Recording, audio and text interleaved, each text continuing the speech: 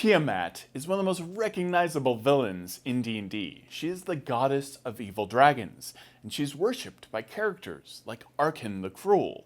That's why I'm talking to Mike Merles about her place in the D&D multiverse and why she hasn't taken over yet.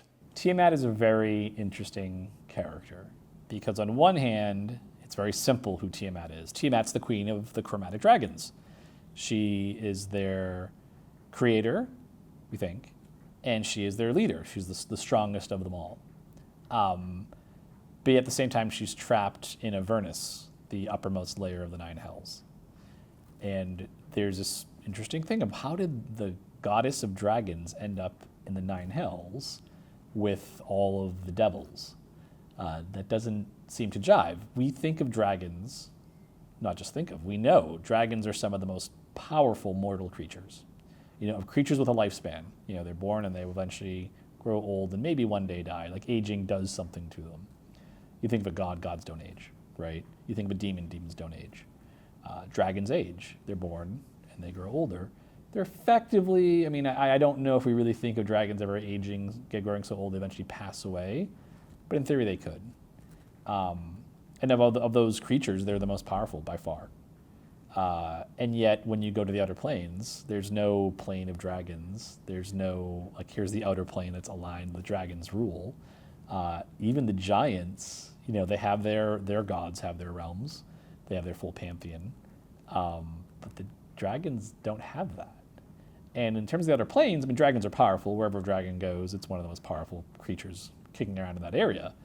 But we don't see the organization necessarily of dragons that we see to the same extent of the giants, right? The giants have the ordning. Every giant knows this is the hierarchy. This is our culture. This is what we believe. It's given to us by the gods. The dragons' ties are much weaker. They don't have that same direct dictate coming down from on high that they conform to. But yet we know at some point they had to, because the giants and the dragons fought a cataclysmic war, which we think took place before we think that happened before the Mind Flayer reign over the material plane, but we're not sure, but we think that's what happened. And so kind of one of the big questions that hangs over dragons is, well, what happened? Why is Tiamat in the Nine Hells? This war ended, the giants sort of retreated, the dragons retreated, but it feels that the giants retreated 50% of the way, and the dragons retreated 100%. They basically, in many ways, withdrew from the world. And the question just is, well, why? What happened? And I think that's really fascinating to me, that you have Tiamat, who's incredibly powerful, but here's Asmodeus, who's also incredibly powerful, and he has 9 planar layers he sees over, right? And he has an entire hierarchy of devils that obey him. If you're in the Abyss, if you're Demogorgon, you have entire layers of the Abyss you can claim direct control over, and you have cultists and all this stuff. Now, Tiamat has a cult of the dragon, but even that had to be subverted, right? Originally, the cult of the dragon in the realms for a very long time was fixated on this idea of undead dragons and bringing dragons back as Dracoliches. Eventually, Tiamat's agents infiltrated and took over. Sort of, there was a split in their beliefs, and the Tiamat faction won, and you saw that play out in Tyranny of Dragons. But you don't see kingdoms dedicated to Tiamat. You don't see giant temples to Bahamut in cities in the Forgotten Realms. These deities are there, they're powerful, but they're not very prominent. And that to me is very fascinating. Now, Tiamat as an entity is incredibly vain. Now, and that's where it also gets really interesting to me, is that Tiamat, in her soul, at the end of the day, Tiamat looks at creation from her perch in Avernus. And she just doesn't understand why people don't naturally just worship her. She's the most majestic and beautiful and amazing, awesome in the sense of inspiring awe of all creatures, of all gods.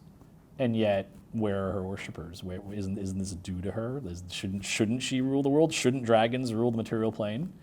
Sure, the gods can have the outer planes, but shouldn't the dragons have the material plane? Because they are the most powerful of the mortal creatures. They should rule, but they don't. And getting at why that's happening and why other creatures have risen and taken their place. Why pathetic tiny humans, the vast majority of the surface of Faerun is run by humanoids that are nothing compared to a dragon. Why is that?